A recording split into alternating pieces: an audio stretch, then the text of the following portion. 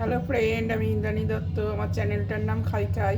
এই চ্যানেলে আমি রেসিপি দিতে পারছি না, আমি মেলায় রয়েছি বলে বেশি রেসিপি দিতে পারছি না। প্লিজ তোমরা দয়া করে আমাকে একটু ক্ষমা করে দিও। আমি আজকে তোমাদের দেখাচ্ছি ফুলকপি আলু দিয়ে একটা তরকারি, নিরামিষ তরকারি, যেটা আমি লুচির সঙ্গে খাবো।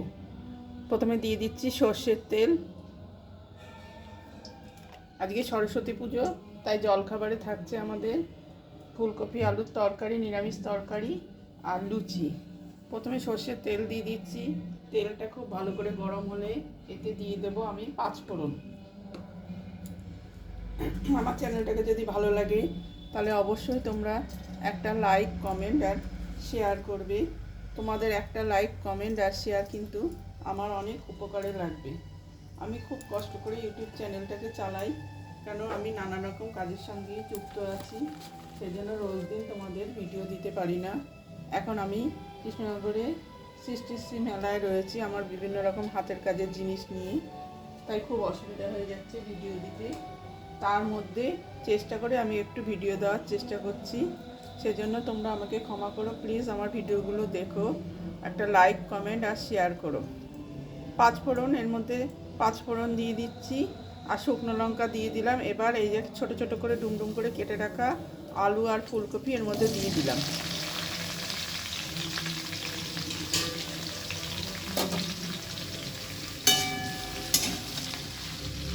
এবার আমি আলু আর ফুলকপিগুলোকে খুব ভালো করে ভেজে নেব।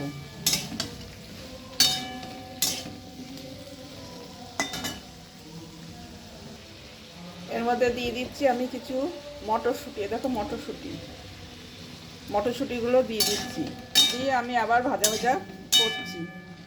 আমার রেসিপি কিন্তু একদম অর্ডিনারি, সাধারণ, কিন্তু খুব টেস্টি হয়। তোমরা অবশ্যই এইভাবে খেয়ে দেখবে। যদি আমার রেসিপিগুলো ভালো লাগে একটা লাইক দেবে। তোমাদের একটা লাইক কিন্তু আমার অনেক উপকারে আসবে, তাই প্লিজ আমাকে একটা লাইক, কমেন্ট আর শেয়ার করো আর সাবস্ক্রাইব করে সবার মধ্যে ভিডিওটা ছড়িয়ে দিও। দিয়ে দিচ্ছি 2টো লাল লঙ্কা। এই লঙ্কাগুলো এনেছি আমি শুকনো করার জন্য, কাঁচা লঙ্কা নেই, তাই আমি এই লাল লঙ্কাগুলোই দিয়ে দিলাম। এবার আবার একটু ভালোভাবে ভাজা ভাজা করছি। আমি দেখে এতে কোনো মশলা কিন্তু দিচ্ছি না। আবার আমি ভালোভাবে ভাজা ভাজা করছি। এবার এতে দিয়ে দেব নুন আর হলুদ।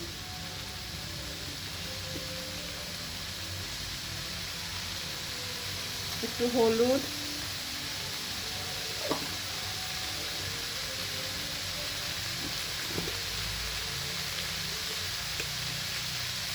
আর একটু নুন।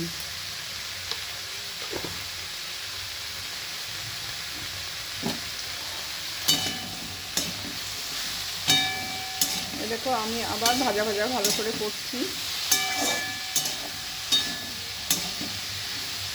এতে কিন্তু আমি আলাদা করে কোনো মশলা দিচ্ছি না।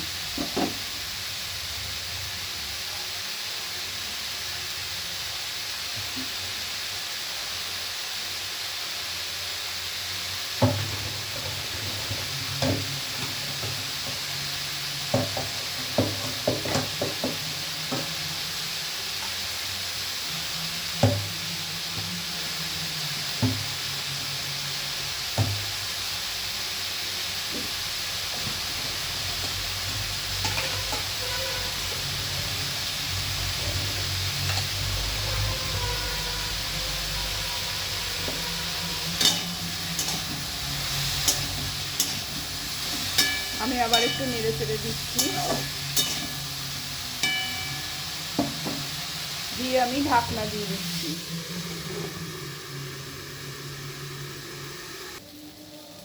দিয়ে দিচ্ছি একটু সামান্য পরিমাণ চিনি।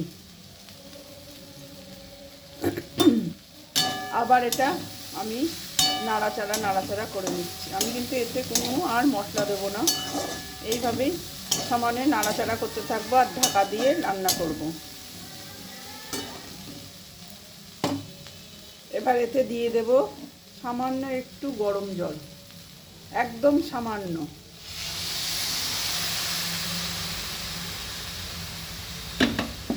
আবার আমি ঢাকা দিয়ে দেবো। এইভাবেই আমি তরকারিটা আস্তে আস্তে রান্না করব।